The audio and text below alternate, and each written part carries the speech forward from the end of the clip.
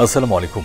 সংবাদে আপনাদের সবাইকে স্বাগত জানাচ্ছি। আমি ফিরোজ তোহা। শুরুতেই সংবাদ শিরোনাম। বাংলাদেশের সর্বশেষ গুরুত্বপূর্ণ আপডেট সংবাদে আপনাকে স্বাগত। শুরুতেই সংবাদ শিরোনাম, পরে বিস্তারিত। প্রথমে জানাবো আমাদের হাতে থাকা সর্বশেষ গুরুত্বপূর্ণ সব থেকে তাজা আপডেট সংবাদ। 2857 পূজা মণ্ডপের নিরাপত্তায় 430 প্লাটুন বিজিবি মোতায়েন। দুর্গাপূজা উপলক্ষে দেশে যেন নিরাপত্তা অবনতি না হয় সেজন্য বেসরকারি প্রশাসনকে সহায়তার জন্য 430 প্লাটুন বিজিবি মোতায়েন করছে সরকার। এরপর জানাবো ক্ষমতা এলে ভাঙাচোরা শিক্ষা ব্যবস্থা আর রাখা হবে না বললেন জামাতের আমির। বাংলাদেশ জামাত ইসলামের আমির বলেন, ইসলাম যদি ভবিষ্যতে ক্ষমতায় আসার সুযোগ পায় তাহলে তিনটি প্রধান বিষয় গুরুত্ব দিয়ে কাজ করার অঙ্গীকার করেছেন দলটির আমির ডক্টর শফিকুর রহমান আজ রাজধানীর কাকরাইলে অবস্থিত institute of diploma engineers Bangladesh IDEB ভবনে forum of diploma engineers Bangladesh FDEB এর বার্ষিক কাউন্সিল অধিবেশনে প্রধান অতিথির ভাষণে তিনি এই অঙ্গীকার ব্যক্ত করেন। এদিকে রাজনৈতিক দলগুলোকে সফরে যুক্ত করায় বাংলাদেশে ঐক্য প্রকাশ পেয়েছে বললেন মির্জা ফখরুল। জাতিসংঘের সাধারণ পরিষদের ৮০তম অধিবেশনে প্রধান উপদেষ্টা ড মোহাম্মদ ইউনূসের ভাষণকে স্বাগত জানিয়েছেন বিএনপির মহাসচিব মির্জা ফখরুল ইসলাম আলমগীর। আজ বাংলাদেশ সময় অন্তর্বর্তীকালীন সরকারের প্রধান উপদেষ্টা হিসেবে টানা দ্বিতীয়বার বিশ্বমঞ্চে বক্তব্য দেন ড মোহাম্মদ ইউনূস। এবারে জানাবো কেমিক্যাল গোডাউনে অগ্নিকাণ্ডে আহত ওয়্যারহাউস ইন্সপেক্টর নাইম মারা গেছেন। গাজীপুরের টঙ্গীতে কেমিক্যাল কারখানায় ভয়াবহ অগ্নিকাণ্ডে দগ্ধ হয়ে চিকিৎসাধীন অবস্থায় ফায়ার সার্ভিস ও সিভিল ডিফেন্সের ওয়্যারহাউস ইন্সপেক্টর অফিসার খন্দকার জান্নাতুল নাইম ৩৭ মারা গেছেন। ইন্না লিল্লাহি ওয়া ইন্না ইলাইহি রাজিউন।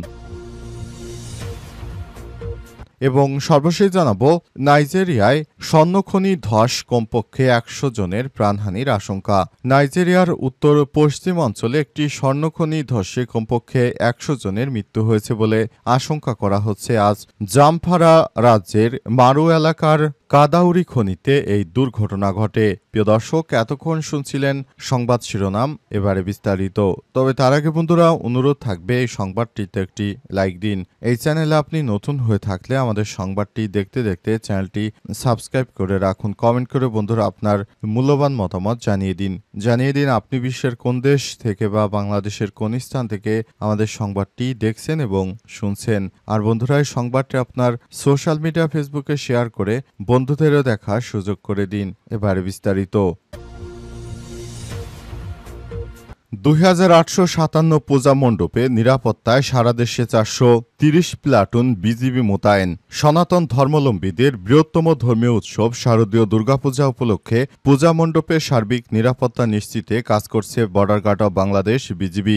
এ লক্ষ্যে রাজধানী ঢাকাসহ সারা দেশে 2857টি পূজা মণ্ডপের নিরাপত্তায় মোতায়েন করা হয়েছে বিজিবির 430 প্লাটুন সদস্য। আজ এক প্রেস বিজ্ঞপ্তিতে এই তথ্য জানায় বিজিবি সদর দপ্তর। বিজিবি জানিয়েছে সীমান্তবর্তী এলাকায় শান্তিপূর্ণ পরিবেশ বজায় রাখতে 24টি বেস ক্যাম্প স্থাপন করা হয়েছে। পাশাপাশি গোয়েন্দা নজরদারি জোরদার এবং সীমান্ত এলাকায় বিশেষ টহল কার্যক্রম চালানো হচ্ছে।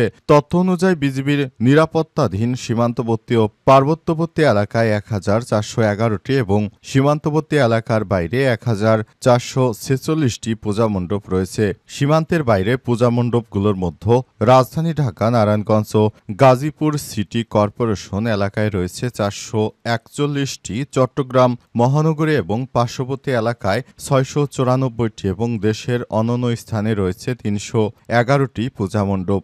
বিজিবি কর্তৃপক্ষ জানিয়েছে পূজা উপলক্ষে যে কোনো ধরনের অনাকাঙ্ক্ষিত ঘটনা প্রতিরোধে বিজিবির গোয়েন্দা নজরদারি শক্তিশালী করা হয়েছে। একই সঙ্গে সীমান্ত এলাকায় বিশেষ টহল পরিচালনা কার্যক্রম করা হচ্ছে। বিজিবি জানিয়েছে দেশের জনগণ যাতে নির্বিঘ্নে এবং শান্তিপূর্ণ পরিবেশে দুর্গাপূজা উদযাপন করতে পারে সেই লক্ষ্যে তারা সারা দেশে স্থানীয় প্রশাসন সংগঠনকে আরও শক্তিশালী করার লক্ষ্যে তারা একযোগে কাজ করছে। বিজিবি জানিয়েছে তারা একসঙ্গে মিলেমিশে কাজ করবে এবং ভবিষ্যতে তারা কাজগুলো সফল করতে একসঙ্গে মিলেমিশে পুলিশ বাহিনীকে সবসময় সহায়তা করতে প্রস্তুত। পূজার সময় যেন কোনোরূপ সংঘর্ষের ঘটনা না ঘটে সেজন্য বিজিবির সদস্যরা প্রস্তুত।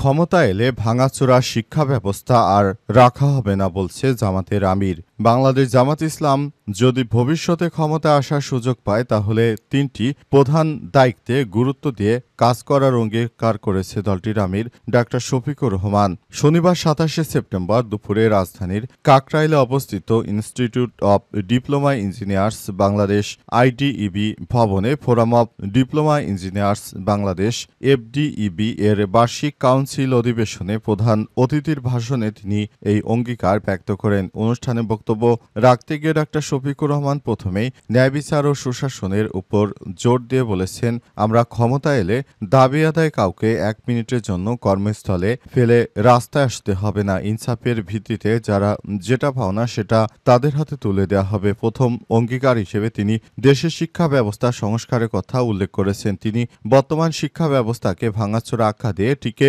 দেশের মেরুদণ্ড এর সঙ্গে তুলনা করেছেন। তিনি বলেন, ভাঙাচোরা শিক্ষা ব্যবস্থা আর রাখা হবে না, এমন শিক্ষা ব্যবস্থা চালু করা হবে যাতে মানুষ কেবল জ্ঞান নয় নৈতিকতা শিখবে। যে শিক্ষা দুর্নীতি ও অর্থনৈতিক জন্ম দেয়, অনৈতিকতা জন্ম দেয়, সে শিক্ষাকে বিদায় জানাতে হবে এবং এমন শিক্ষা দেয়া হবে যাতে মানুষ প্রকৃতপক্ষে তারা প্রকৃতভাবে শিক্ষা অর্জন করতে পারে। তিনি বলেন, আমি যেহেতু একজন ডাক্তার মানুষ, সুতরাং বুঝতেই পারছেন শিক্ষার গুরুত্ব আমার কাছে অনেক বেশি।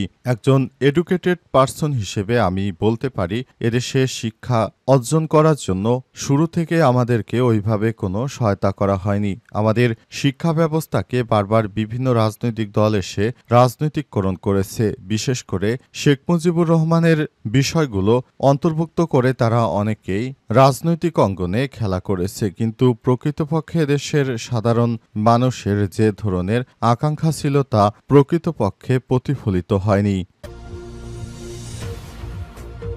রাজনৈতিক দলগুলোকে সফরে যুক্ত করায় বাংলাদেশে ঐক্য প্রকাশ পেয়েছে বললেন মির্জা ফখরুল। জাতিসংঘের সাধারণ পরিষদের ৮০তম অধিবেশনে প্রধান উপদেষ্টা ড মোহাম্মদ ইউনূসের ভাষণকে স্বাগত জানিয়েছেন বিএনপির মহাসচিব মির্জা ফখরুল ইসলাম আলমগীর। শুক্রবার বাংলাদেশ সময় রাত ৯টার দিকে অন্তর্বর্তীকালীন সরকারের প্রধান হিসেবে টানা দ্বিতীয়বার বিশ্বমঞ্চে বক্তব্য দেন ড ইউনূস। সেখানে তিনি ঘোষণা দেন আগামী বছরের ফেব্রুয়ারিতেই জাতীয় নির্বাচন অনুষ্ঠিত হবে। তার সঙ্গে অধিবেশনে উপস্থিত ছিলেন বিএনপি ও জামাত এবং এনসিপির ৬ জন নেতা।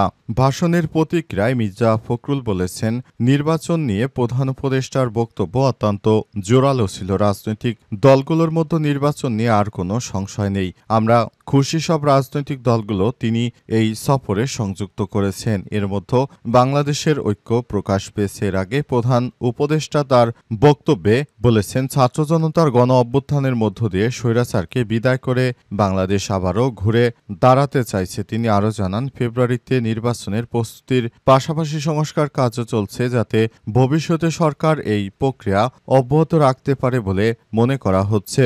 এ অবস্থায় যেন দেশের মধ্যে কোনো বিশৃঙ্খল পরিস্থিতি তৈরি করতে না পারে পালিয়ে যা ফ্যাসিস্টরা, সেজন্য সরকারের পক্ষ থেকে সব রকমের ভাবে কাজ করা হচ্ছে। তবে বিশ্ব নেতারা তাকেও পূর্ণ সমর্থন জানিয়ে আগামী নির্বাচনে সম্পূর্ণরূপে তাকে সহযোগিতা করতে চায়।